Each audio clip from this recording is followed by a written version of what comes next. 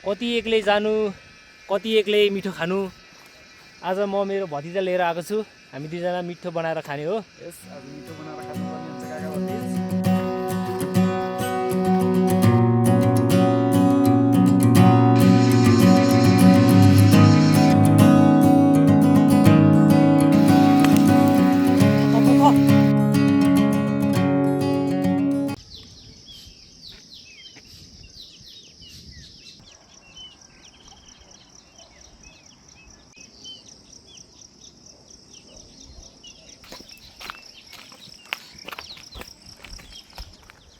आज नयाँ लोकेसनको खोजीमा हामी दुईजना मेरो भतिज र म हामी हिँड्दैछौँ। अनि यहाँबाट चाहिँ हामी माथि जान लागेको छौँ। यहाँबाट जाउँ है त ल।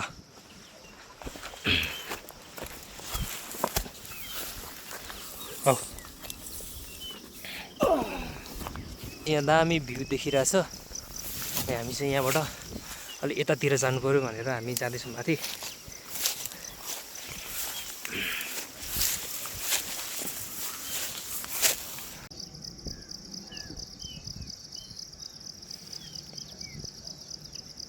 यहाँबाट चाहिँ हाम्रो सिधै माथि उकालो छ। माथितिर कस्तो रहेछ हेर्ने। अनि राम्रो छ भने त्यतितिर बस्ने हामी चाहिँ यताबाट आयौँ। यताबाट चाहिँ बाटो रहन्छ, तर यहाँ चाहिँ अलरेडी एउटा बाटो रहेछ।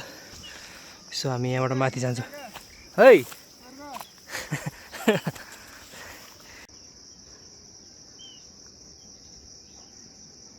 यो ठाउँ चाहिँ दामी बवाल रहेछ।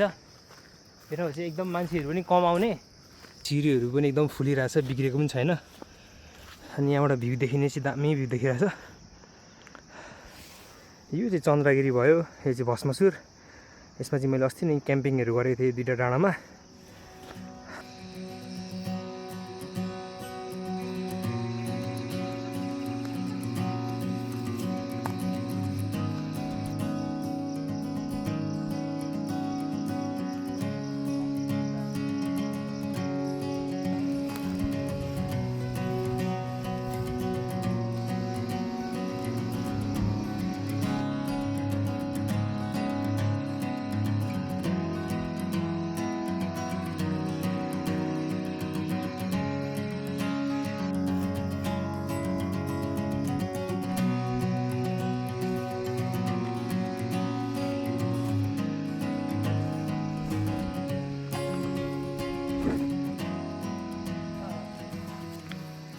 अब सबैभन्दा सुरुमा हामी दाउरा खोज्नतिर लाग्ने है त।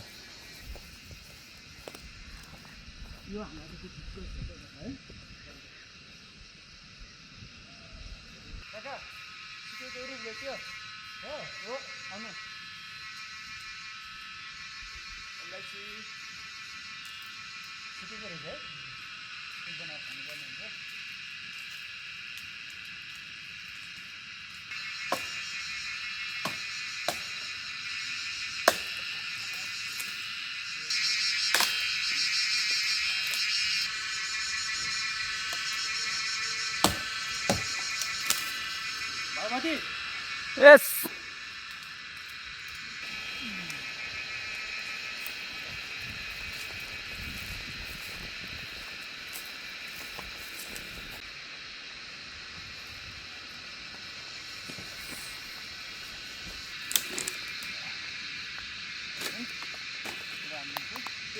दाउराहरू हामीले कलेक्ट गरिसक्यौँ।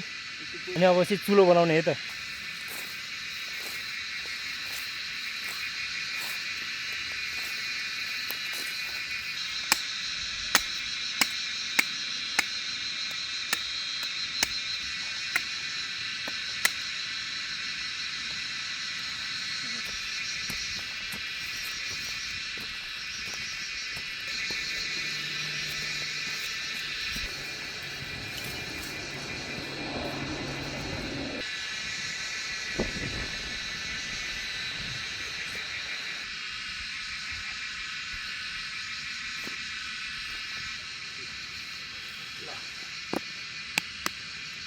ल हाम्रो चुलोहरू पनि रेडी भइसक्यो।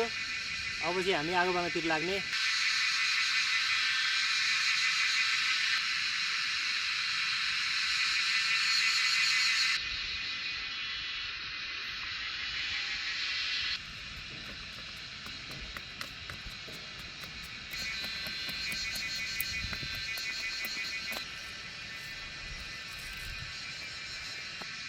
सो मसँग छ कटन बल अनि यसबाट चाहिँ म आगो सल्काउने हो।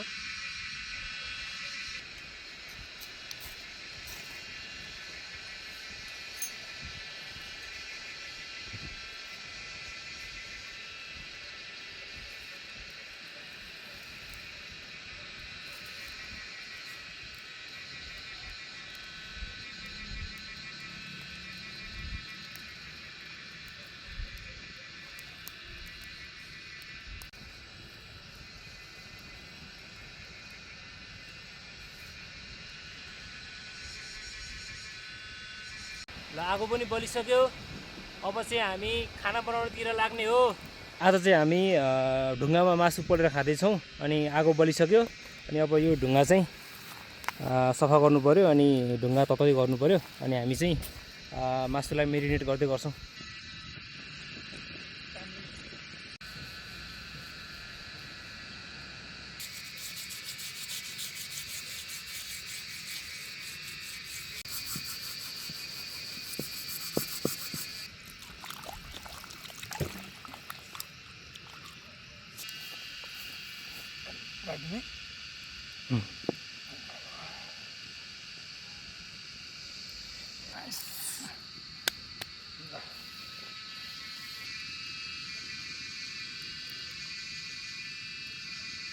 सो हामीले चाहिँ आगो पनि बालिसक्यौँ अनि पछाडि हाम्रो ढुङ्गा पनि ताप्दैछ, आगो मजाले बलिरहेछ।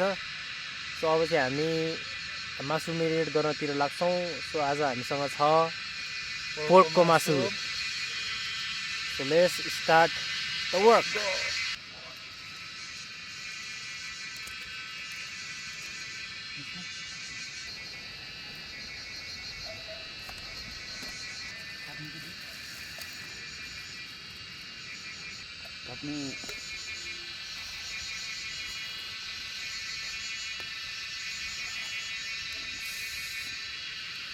यो भयो मसला, यो नुन,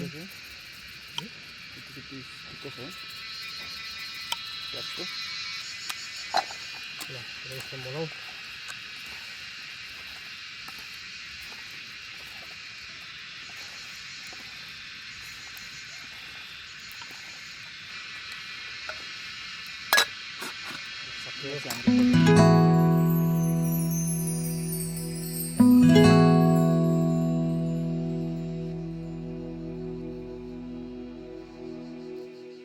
हामी काका भतिज हामी यो ठाउँ एक्सप्लोर गर्दैछौँ। यो ठाउँ चाहिँ दामी ठाउँ रहेछ। अर्कोचोटि चाहिँ हामी क्याम्पिङ आउने है यहाँनिर। यस्तो लभली ठाउँ छ।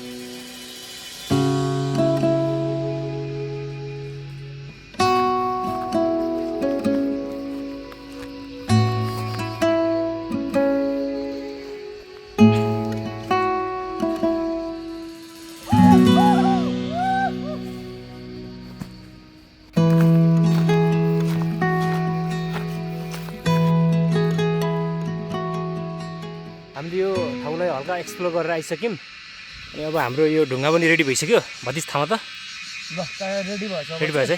ल हामी अब हामी सुरु गर्नुपर्ने। अब हाम्रो काम सुरु गरौँ।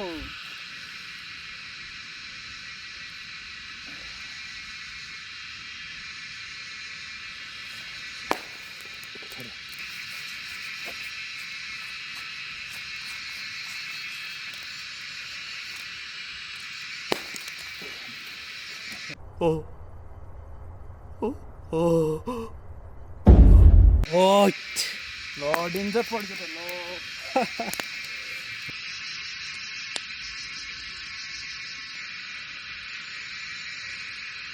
आधी ढुङ्गे पड्केर गइसक्यो। अब थोरै मात्रै मासु अट्छ।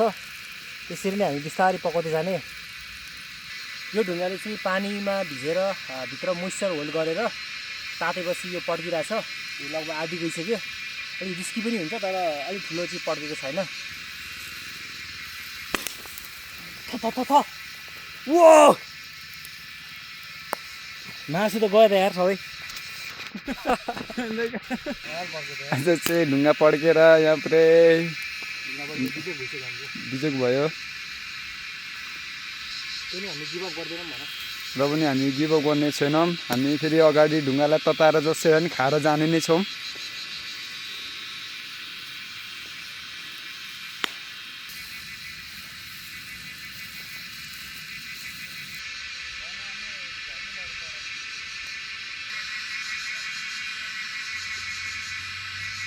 मासु चाहिँ मजाले पाकिसक्यो।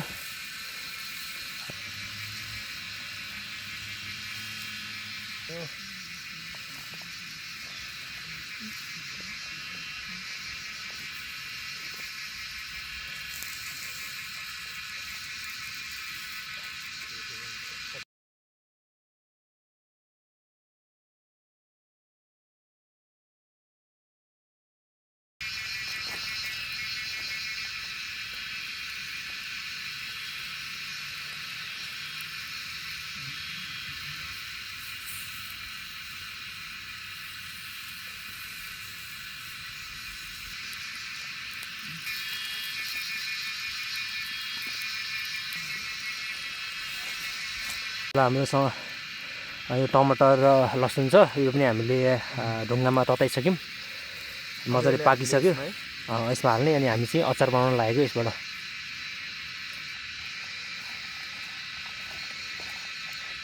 टमाटर अलिक थोरै भयो है।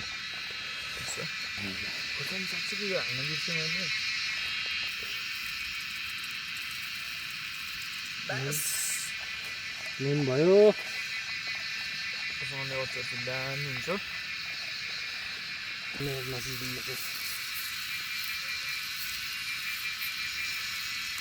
तर यस्तो बाहिर जङ्गलको त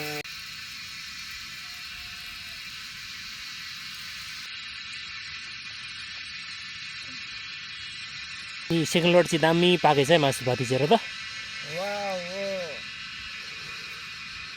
ल दामी पाकेको छ हाम्रो मासु चाहिँ आजको लागि चाहिँ दामी भएको छ मासुहरू। ल अब आज चाहिँ हामी काका भतिज सुरु गर्छौँ है। ल चोबेर यहाँनिर होइन, यहाँबाट सुरु गरौँ।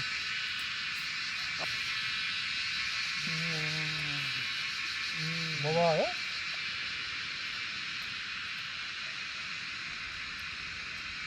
मासु चाहिँ यस्तो दामी मजाले पाकेको छ। ल अचारसँग खाँदाखेरि त मारेन त अनि। ल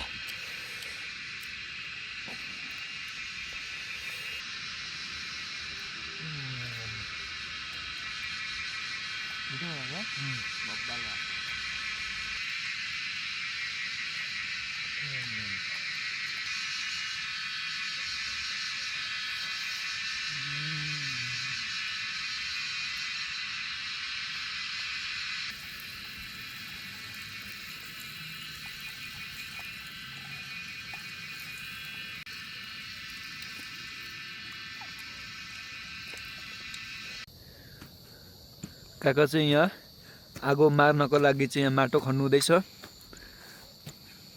हामीसँग पानी चाहिँ छैन, त्यही भएर हामी माटोले आगो निभाउँदैछौँ।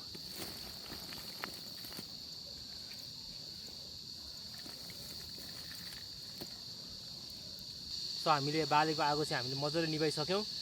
यो सल्लाहघारी भएको हुनाले चाहिँ अलिक बढी आगो लाग्ने, आगो सल्किन सक्ने चान्स हुन्छ, त्यही भएर हामीले चाहिँ मजाले प्रोपरली आगो निभाइसक्यौँ। So it's time to go home, let's go.